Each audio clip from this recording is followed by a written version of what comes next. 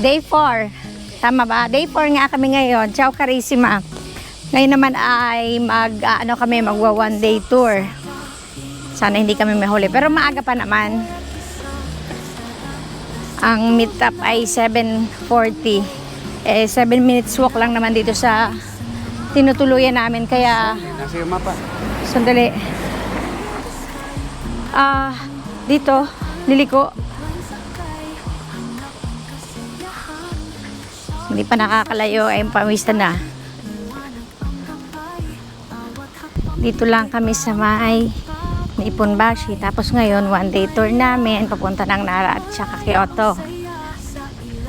In 200 minutes, turn left. Malayo-layo ko pa. Tama ba, Blair, yung Nipponbashi Station?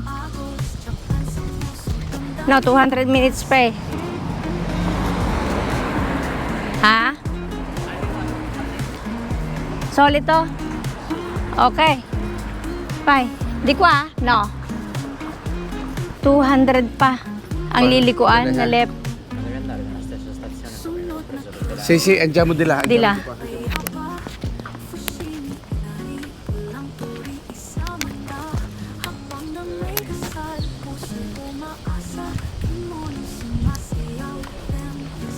Malayo ba yung 200 meter? Ay, 100 na lang pala. So, dito. Dito sa inn. Susunod pa. Green Go. Ay, ito na nga, mga bus. I know. Bus ba itong dito sa side na to? 3 minutes.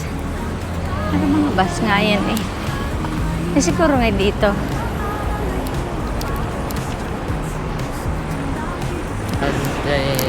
Bus? Ay, dito anak lahat ang meet up nila eh. Turn right, 100 meters. Turn right sa 100 meters. Ay, dito pala may 7-Eleven din. Ayan, morning buffet.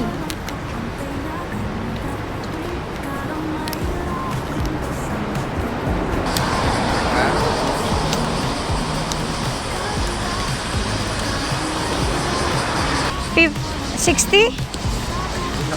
Kanan, kakaliwa, kakanan. Siguro wala itong money changer. Patur.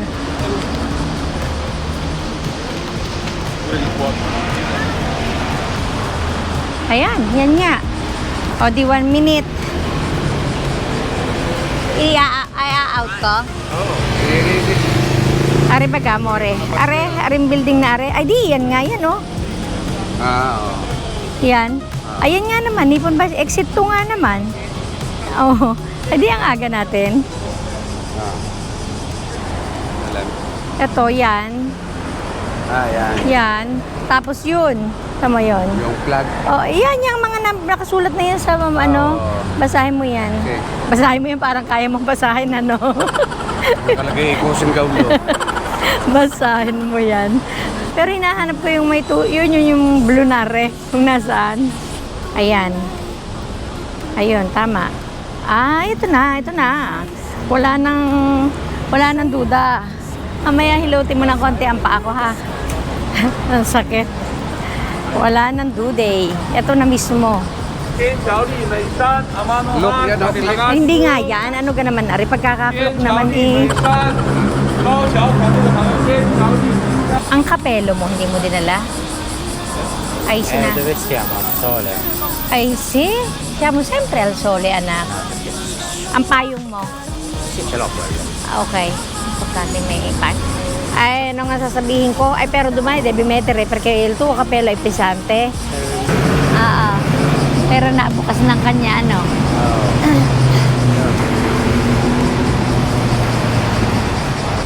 Naghihintay pa kami. 7:40 ang ano namin, ang sabi na dapat nandito na sa meeting place. Pero ang alis ng bus, 8 o'clock pa. Wala pa nga mga classmate namin eh.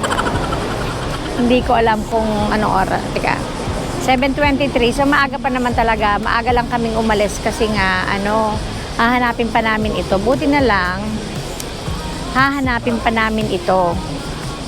Buti na lang, hindi na kami nag-taxi kasi ang plano namin magta-taxi pa. Ayun naman pala, sobrang lapit lang nito sa amin. Eh sayang pa rin naman kung nag-taxi kami. Magkano rin yun. Tsaka baka magalit naman sa amin ang taxi. Kung sasabihin dyan lang sa likod yung pupuntahan natin, nag-taxi pa kayo. So pinaka-double check ko kasi iba yung ang daming address na binibigay kaya nakakalito. Kaya doon na lang ako nag-base doon sa tour guide. Yung binigay niya na address, yun na lang yung sinunod ko. Then pagdating nga namin dito, ang dami ng mga bus at saka ang dami ng tao na mga naghihintay. Yung iba, nagro-roll call na. Kaya yun, dito muna kami at maghihintay sa aming mga classmates sa tour. Mamaya ulit. Para makakuha tayo ng upuang maganda. Ito, ang group daw natin, tandaan nyo, ito ang bus number natin, 4910. Group natin, group 9. So, every time sasakay tayo sa bus, sasabihin natin sa kanya, number... Dito, sasakay sa bus. Ano Gary, makinig ka sa akin, sumunod ka sa akin. Ay, sabi, ay, sa kabila pala. Pwede na raw. Oo, sumakay na raw. So, saan tayo? Saan tayo? Unahan? Hindi, may nakala. Ay, hindi. Dito? Pwede. Yung kakili. O, dito. Sama-sama tayong isang line. Yan, dyan kayo dalawa. Sige, dyan kayong dalawa. Okay. 4910. Group number 9 daw tayo. Siguro ibig sabihin family number 9 kasi yung isa, number 10. Ito sila number 10. Number 10 daw naman siya. Kasi siguro sa... Andito na kami ngayon sa loob ng bus. Nakita ko na kaagad yung tour guide namin, si Amanda. So, by group ba yan? Siguro ibig sabihin by yung names na nakalist sa kanya, number 9 kasi yung pangalan ko, parang gano'n, nakalist number 9 ako. So, group number 9 daw. Every time daw na sasakay kami sa bus, sabihin ko sa kanya na group number 9 ako. Tapos, yun, tinuro yung plate number nitong sasakyan. Kaya ngayon, naghihintay na kami. Mabuti na rin lang yung maaga kami. At least, hindi yung tipong mga nagmamadali. Kanina nga, hindi kami nagmamadali. Natapilok na naman ako. Buti, hindi dumiretso. Kung hindi, babay na naman yung tour namin. Tapos bukas, uuwi na kami ng Pilipinas. So, ang hirap nun. Paano ako maglalakad nun? Kaya, mabuti na rin nga lang na hindi natuloy. So, ito na. Ang gagawin namin ngayon, one day tour na kami. Kasi, awa naman ng Diyos, halos rin, yung binayaran ko ng Universal, although hindi nga namin na puntahan ng sobrang maaga, hindi namin talaga napasyalan lahat, hindi kami nakasakay or hindi nakasakay ang mga bata sa rides, pero at least nakapunta kami, meron pa rin naman kami napasok na mga attractions, may nasakyan din na isa lang yata kasi ang hirap pumila, tagal. So, kahit pa paano, hindi nasayang yon kasi nagamit namin. And then, ito naman, kagabi ko lang binook. Kagabi nga ba, no? Nung Friday night, nag-book ako nito para ngayong araw na to. Tapos, kahapon naman nga, ang ginawa namin the whole day, dito lang kami sa Osaka. Sa Castle, Umeda Sky Building. Ay, grabe yung Osaka. Grabe yung Umeda Sky Building. Ang ganda nung yung sa museum sa baba yung pinanood namin.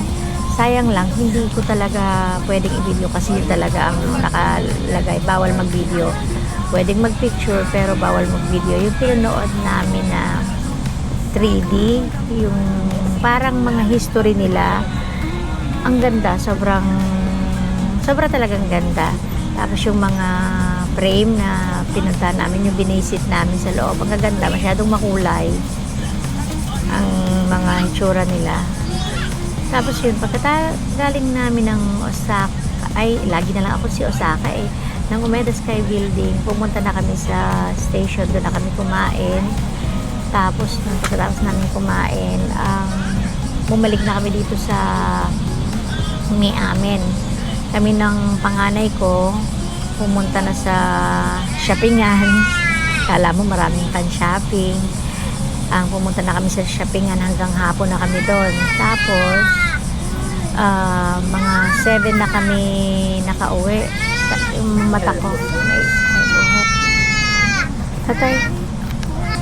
Tapos nagpunta na kami sa, yun nga, dun sa may Shinsaibashi, yung lugar kung saan yung mga maraming mga store.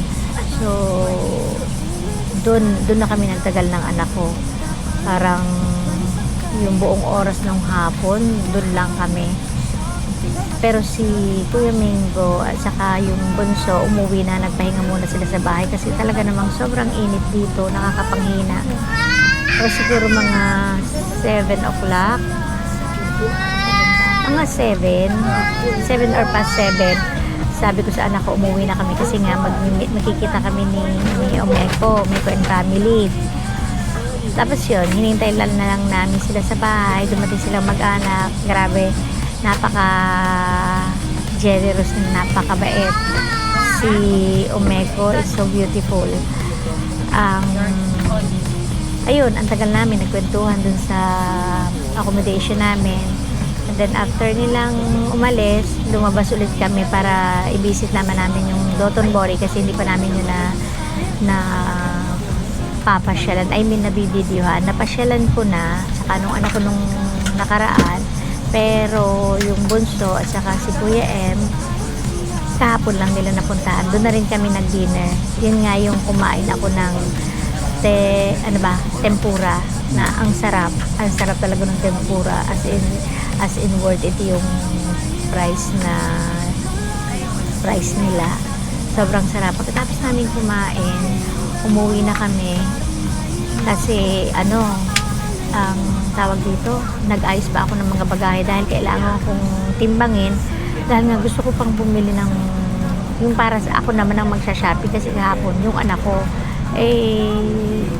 konti lang yung allowed na kilo sa amin. So, tinimbang ko muna para alam ko kung pwede naman ngayon, mamaya after nitong tour, kung pwede akong mag-shopping ng konti. Para naman may madala rin ako pag uwi ng Pilipinas. Although, mayroon na akong nabiling mga chocolates, mga ganyan-ganyan.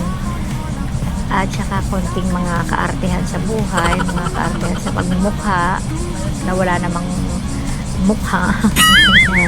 Pero meron na akong nabili.